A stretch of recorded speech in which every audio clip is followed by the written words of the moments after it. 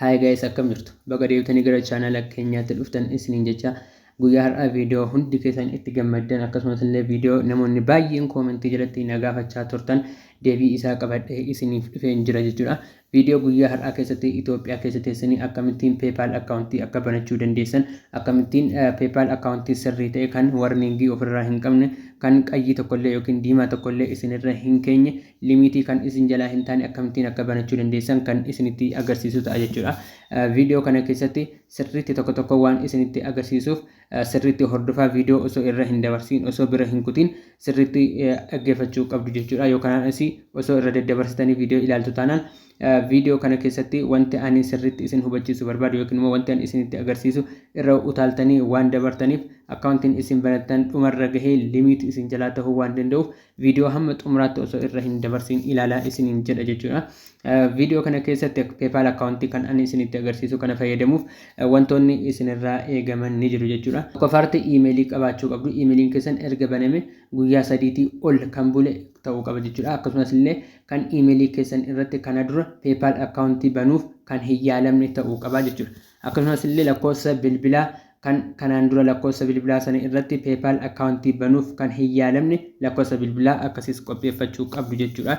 Sadaffaan adreesiidha. Adreesii UK Telegram channel kiyya jala linkii isaa isiniif nan kaa'a achi jalaatti argattu. Erga viidiyoo kana post godhee booddee adreesii isaa waan isiniif kaa'uuf channel kiyya tech kan jedhu keessa seentanii argachuu ni dandeessu jechuudha. Erga wantoota amman isinitti himu hunda guuttanii booddee gara viidiyoo kanatti isin dabarsa jechuudha. Viidiyoon kun yoo isinitti tole like godhaa, warri maatii channel keenyaa hin taane immoo subscribe gochuun maatii channel keenyaa ta'a jecha amma kallattumaan gara viidiyoo.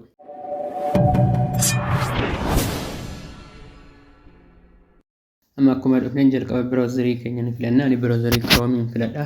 Isinis Chrome osoo filattan gaariidha jedhee yaada. Kanaaf jalqaba Chrome keessa ni seenna jechuudha. Kanaan dura PayPal akkaawuntii banuudhaaf yaaltanii beektu taanaan jalqaba biroozarii keessan keessa osoo hin seeniin biroozarii keessanirra waan sirreessuu qabdantu jira jechuudha. Biroozarii keessan haala kanaan erga gadi qabdanii teessanii bakka mallattoo kanaatu jira jechuudha. Mallattoon irratti isin agarsiisaa jiru kanarratti al tokkoof ni tuqxu jechuudha. Sana booddee haala kanaatiin erga tuqxanii booddee gara gadiitiin storage kan jedhu jira. Storage kan jedhu irra ni dhuftu. Kana booddee gara gadiitiin clear data kan jedhu fi clear cache kan jedhu jira. Clear data kan jedhutti itti hin buutanii maal gootu clear cache kan jedhutu jira. Clear cache kan jedhutti al tokko ni tuqxu jechuudha. Kana booddee keessaa bu'uudhaan deebitanii biroozarii keessan keessa ni seentu jechuudha mallee. Haala kanaatiin biroozarii keessan keessa erga seentanii booddee maal gootu gara olii kanaatiin mallattoo tuqaa 3 kan qabdu jirti. Mallattoo tuqaa 3 sanarra al tokko ni tuqxu jechuudha. Kana booddee bakka kanaatii history kan jedhu jira. Bakka history jedhu kana al tokko tuquudhaan waan sirreessitan qabdu jechuudha bakka kanaatii. Kana booddee maaltu jira? Delete browsing data kan jedhutu bakka kana jira. Isarratti al tokko ni tuqxu jechuudha. Kana booddee bakka kanaatii last hour kan jedhu jira. Isa irratti tuquudhaan maal gootu all time kan jedhu bakka kanaatii irra ni tuqxu jechuudha. Kana booddee haala kanaatiin all time kan jedhu irra erga tuqxanii booddee maal gootu gara gadiitiin delete data kan jedhu jira. Bakka delete data jedhu tuquudhaan maal gootu ammas bakka kanaatii delete ni gootu jechuudha. Haala kanaan delete erga gootanii booddee duubatti ni deebitu. Kana booddee bakka mallattoo search ofirraa qabu kanarratti akkaataan ani barreessu kanaatiin ni barreessu jechuudha. PayPal jettaniitu UK jettanii haala kanaatiin barreessitu. Sana booddee search ni gootu jechuudha. Kana booddee erga search gootanii haala kanaatiin isiniif ni dhufa. Bakka kana irratti ni tuqxu jechuudha. Isa jalqaba irratti isiniif dhufu isa filattu. Kana booddee haala kanaatiin bakka kana filannoo lamatu isiniif jira. Filannoo login jedhuu fi sign up kan jedhutu jira. Business kan jedhuu fi personal kan jedhu immoo bakka kana jira. Kana booddee business kan jedhu irratti ni tuqxu jechuudha. Kana booddee erga business irra buustanii booddee gara gadiitiin dhuftanii sign up kan jedhu jira. Isa ni filattu.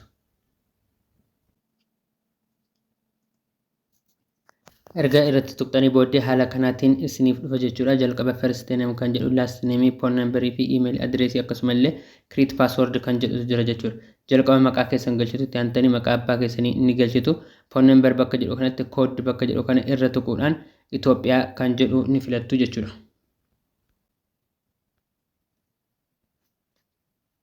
As keessaa Itoophiyaa ni barbaaddu.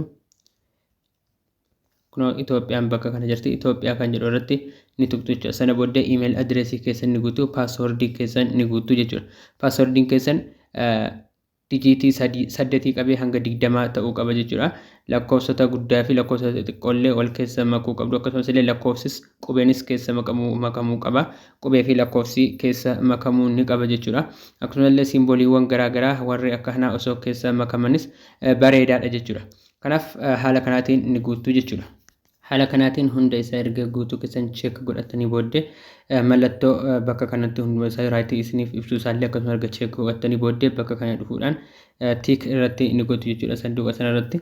Sana booddee bakka kanatti agree and create account kan jedhu jira isa irratti ni tuqxu jechuudha.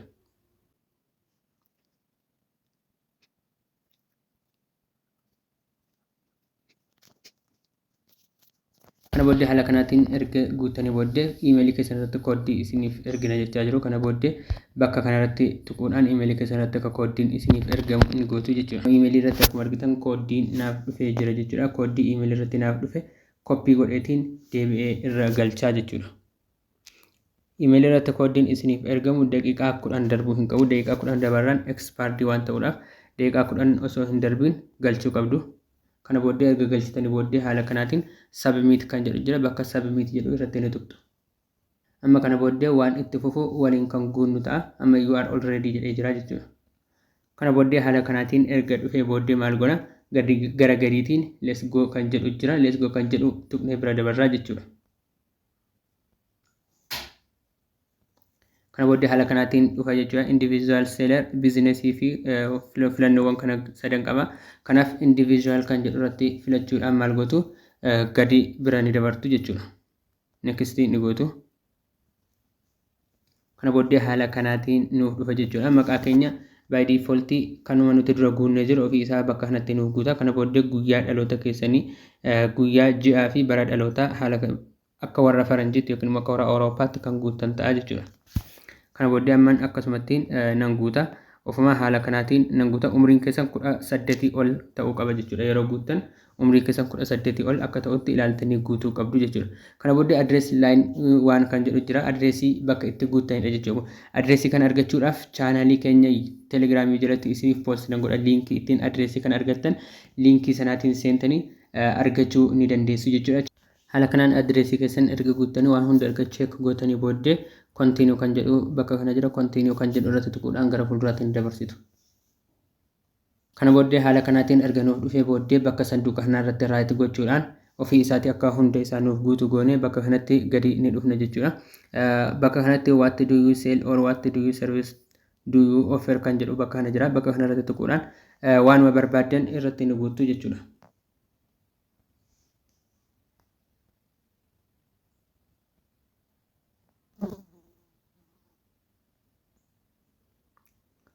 Waanuma isinitti tole haala kanaatiin erga guuttanii booddee bakka kanattis waanuma fedha keessanii guutuu ni dandeessu. Sana booddee bakka weebsaayitii nu gaafatu sanatti maal jettu warri weebsaayitii qabdan yoo jiraatan yes jettu, warri weebsaayitii hin qabne immoo no jettanii bira ni dabartu. Sana booddee bakka kanatti raayitii gochuudhaan ofii isaa akka isiniif guutu isuma dura guuttattanii dabartan. Kana booddee continue kan jedhu tuquudhaan gara fuulduraatti ni dabarsitu jechuudha. Kana booddee haala kanaatiin erga isiniif dhufee booddee tekstii akka isiniif ergu lakkoofsa bilbilaa dura guuttan irratti tekstii akka isiniif ergu ni gochisiistu jechuudha. Erga kooddiin isiniif ergamee booddee kooddii isiniif ergamee bakka kanatti fidanii ni galchitu jechuudha. Erga kooddii bilbilaan isiniif ergamee bakka kanatti galchitanii booddee submit kan jedhu jira. Submit kan jedhu tuquun gara fuulduraatti ni dabarsitu. You are all set jedhee xumuree jira jechuudha. Amma gara fuulduraatti nu dabarsaa jechuudha.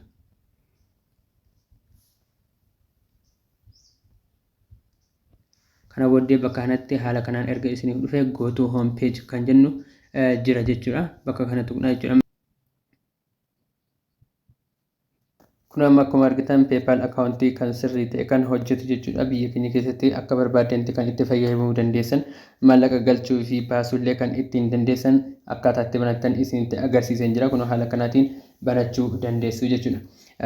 Viidiyoo itti aanu keessatti viidiyoowwan gara fuulduraatti dhufan keessatti appilikeeshinoota garaagaraa irraa akkamittiin akka maallaqa hojjennu akkamittiin akka gara PayPal akkaawuntii keenyatti akka dabarfannu kan isin barsiisu ta'a. Appilikeeshinoota hedduutu jiru. Appilikeeshinoota hedduu kan isin barsiisu ta'a jechuudha. Akkasumas illee maallaqa PayPal akkaawuntii irratti walitti qabanne akkamittiin gara baankii Itoophiyaatti akka ergachuu dandeenyu akkasumas immoo onlaayinii irraatii meeshaa garaagaraa ittiin bituu kan barbaaddan yoo ta'e karaa AliExpressiis ta'e karaawwan Alibaabaas ta'e karaa barbaadaniyyuu bituu kan barbaaddan yoo ta'e akkamittiin akka bituu dandeessanis kan isinitti agarsiisu ta'a jechuudha. Viidiyoon kun namoota hedduu biraan akka gahuuf laayik gochuu hin dagatinaa jechuudha. Akkasumas immoo maatii chaanala keenyaa warra hin taane sabiskiraayib gochuun chaanala keenyatti dabalamaa isiniin jedha. Viidiyoo biraatiin hamma walitti deebinutti nagaan naaf tura. Isiniin jaalladha, isiniin kabaja. Goodbye.